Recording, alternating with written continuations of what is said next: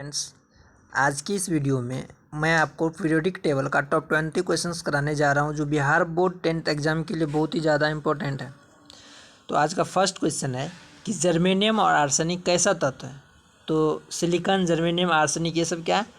उपधातु है। इसलिए इसका राइट आंसर हो जाएगा ऑप्शन नंबर सी अर्थात उपधातु। अगला क्वेश्चन है कि एम कोश में इलेक्ट्रॉन की अधिकतम संख्या कितनी होगी। तो हम जानते हैं कि किसी भी कोश में इलेक्ट्रॉन की अधिकतम संख्या होती है 2n²। यहाँ पे पूछ रहा है m, तो m k l m n n पूछ रहा है, इसका मतलब होगा 2 × 3 × 3, तो 3 दूना 4 18। तो इसका राइट आंसर हो जाएगा ऑप्शन नंबर बी अर्थात 18। एम कोश में इलेक्ट्रॉन की अधिकतम संख्या हो जाएगा 18। अगला क्वेश्चन है कि मेंडलीफ ने अपनी आवर्त सारणी तैयार करने के लिए कौन सा मापदंड अपनाया। तो मेंडलीफ ने आवर्त सारणी तैयार करने के लिए परमाणु द्रव्यमान का मापदंड अपनाया था, इसलिए इसका राइट आंसर हो जाएगा ऑप्शन नंबर सी। अगला क्वेश्चन है कि आधुनिक आवर्त सारणी में समूह में ऊपर से नीचे आने पर कोषों की संख्या क्या होती है। तो समूह में ऊपर से नीचे आने पर कोषों की संख्या बढ़ती है, इसलिए इसका राइट आंसर हो जाएगा ऑप्शन नंबर सी, बढ़ती है। अगला क्वेश्चन है कि किसी आवर्त में बाईं से दाईं ओर बढ़ने पर कोषों की संख्या पर क्या इफेक्ट पड़ता है। तो बाईं से दाईं ओर जाने पर कोषों की संख्या अस्थिर रहती है, इसलिए इसका राइट आंसर हो जाएगा ऑप्शन नंबर सी, अस्थिर रहती है।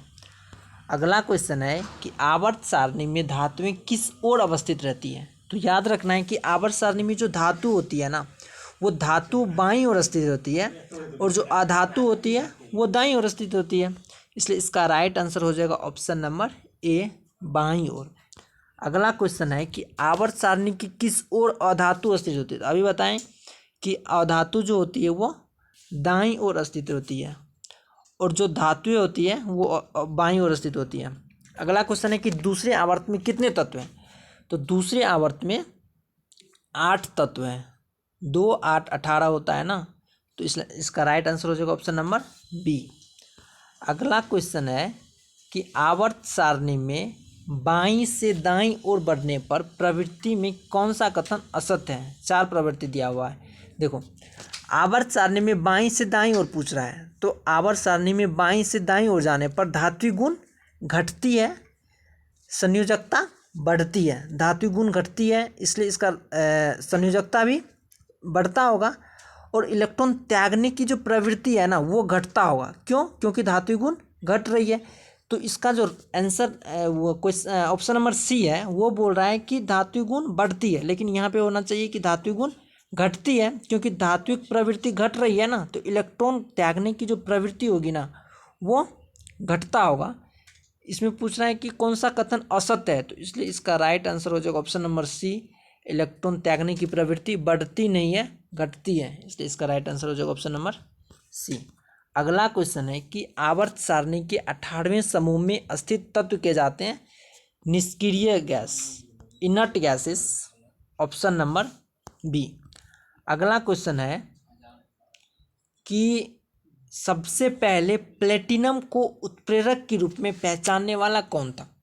तो सबसे पहले प्लेटिनम को उत्प्रेरक के रूप में पहचानने वाला डो ब्रेनर था, जो तिर्यक नियम बनाया था, इसलिए इसका राइट आंसर हो जाएगा ऑप्शन नंबर सी। और अगला क्वेश्चन है कि निम्न में से कौन सा समूह डो ब्रेनर का तिर्यक समूह बनाता है। तो कैल्शियम, स्ट्रोंशियम और बेरियम तिर्यक समूह बनाता है, इसलिए इसका राइट आंसर हो जाएगा option number B, option number B. अगला क्वेश्चन है कि क्लोरीन, ब्रोमीन, आयोडीन के परमाणु द्रव्यमान क्रमशः 35.5, 79.9 और 126.9 है। क्या ये समूह तिर्यक है।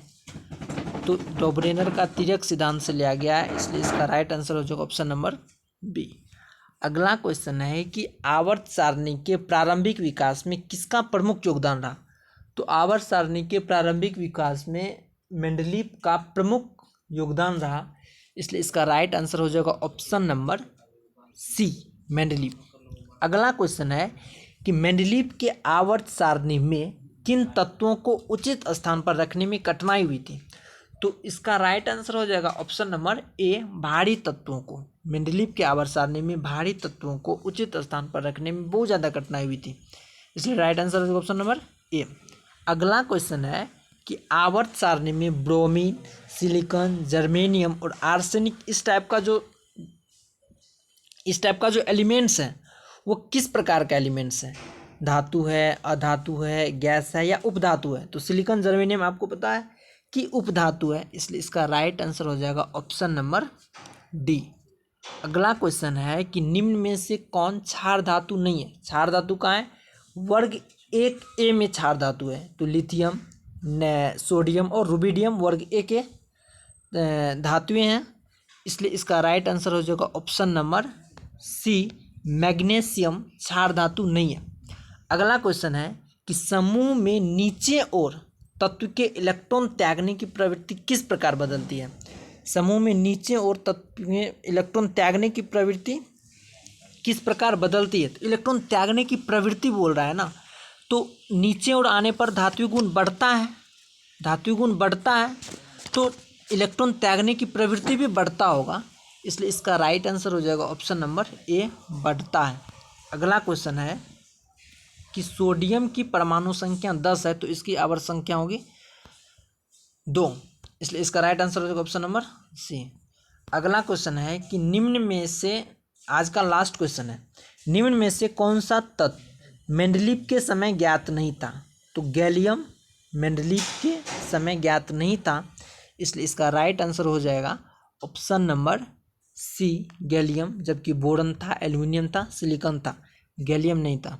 आज की इस वीडियो में इतना ही। Thank you.